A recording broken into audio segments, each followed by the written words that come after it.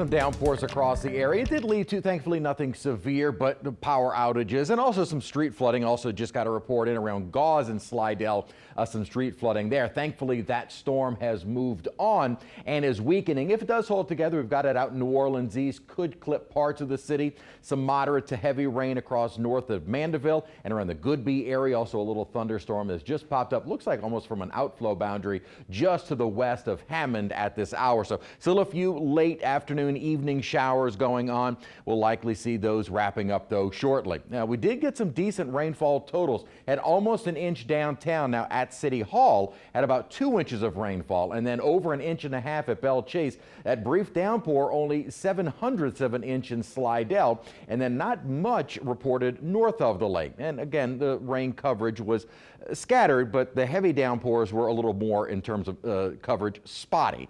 And it may be a little bit more so over the next couple of days as our rain chances may be picking up. 92 though was our high today. Really only picked up a trace of rain at Kenner, so still able to get into the lower mid 90s. Once you're into the rainfall though, temperatures can come down, or even if you're near some of those thunderstorms. We're currently at 83 degrees right now with a little breeze out of the south-southwest of Kenner at 11 miles an hour. And notice where most of our rainfall was, temperatures have been over the last several hours, 70s, low 80s. Where it's been drier is farther north. Really, it's been more south that we have seen much of our rain. That's going to be the case over the next several days, and that's also where we're going to see most of our rain accumulation. Still watching kind of this surface boundary that is sitting over not only the Gulf Coast, but into the Gulf of Mexico. And you'll notice when you look at satellite and radar, there are several little spins here. One that is well inland, kind of another broad spin that is off the Louisiana, Mississippi, Alabama coastline.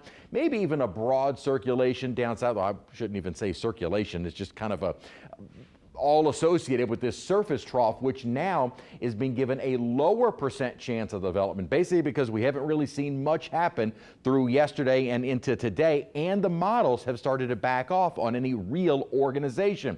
This is the visible satellite. This kind of gives us a clear picture of what's going on toward the surface. As I mentioned earlier, the hurricane hunters will be investigating this tomorrow to see if there is any kind of closed circulation, if the winds are supportive of a more organized system, plus that we'll be able to enter that data into the computer models and get a better idea. As we've been talking about the fact that regardless of formation, it is a hostile environment. We have dry air, wind shear, and eventually this moisture and this disturbance is going to get drawn up to the north. This just kind of a prolonged period because the upper steering is not really there. The upper high, which is kind of helping to draw this moisture northward, is going to retreat a little bit. Might eventually get picked up by an east coast trough, but otherwise it looks like that moisture is going to kind of lag behind for the next couple of days. And what we're looking at here is where the models are trying to depict a low pressure center maybe trying to form. What you'll notice is the models notice there are little circulations all over the place, and that you never see one in particular kind of dominate. And eventually this moisture gets drawn northward with no real center ever trying to form or able to form.